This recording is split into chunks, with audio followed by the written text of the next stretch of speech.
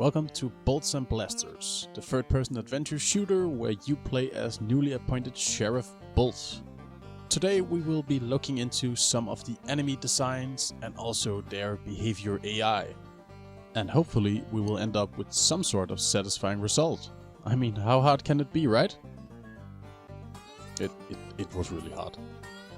But before we start the devlog, I just want to take a quick second to say thank you all for the comments on the last video. I read through all of them and I just want to say thanks a lot. And also thank you for giving me ideas on how to improve some of the features in the game. They will absolutely be implemented as I go along with the development. Alright, so without further ado, let's jump into the devlog.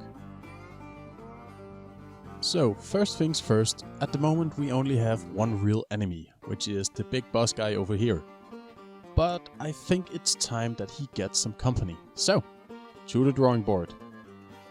To start with, I just want some basic enemies for the character to fight against to get a better understanding of how the combat works.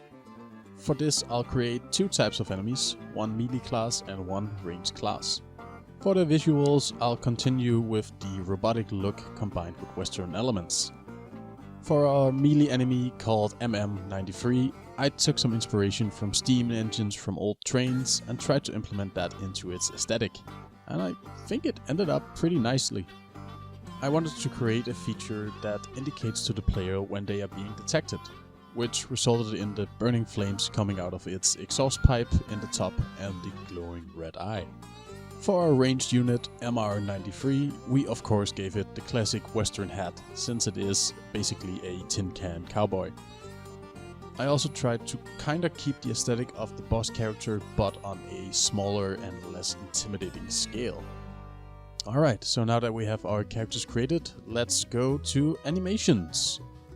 And yes, I am absolutely postponing getting started on the AI's behavior, because I'm scared. The animation sets are made in Unity through the animator, mostly because the robot's movement sets are pretty basic and stiff, so they don't need that much work. And again, this also leads to the visual storytelling of this being a training course for up-and-coming sheriff robots, which means that these enemies have been destroyed and reassembled a lot throughout time, which has resulted in some of them not quite moving as intended anymore. Well, fine. I guess it's time to try and write some sort of AI for these characters. Let's commence coding.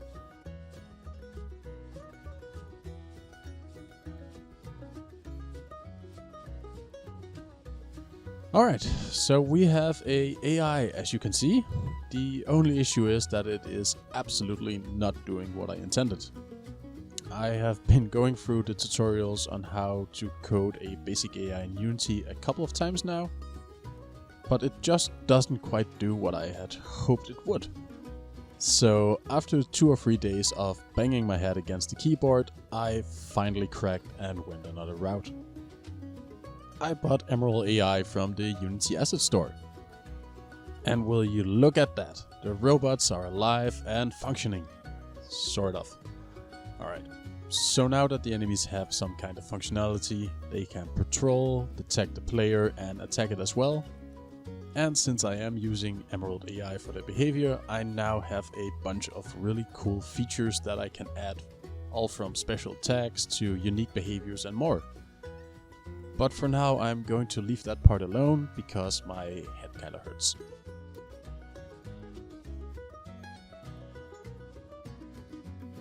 The last thing related to characters that we are going to look into is a very simple companion/surveillance robot that will follow the player around and who can help you with information if you need help.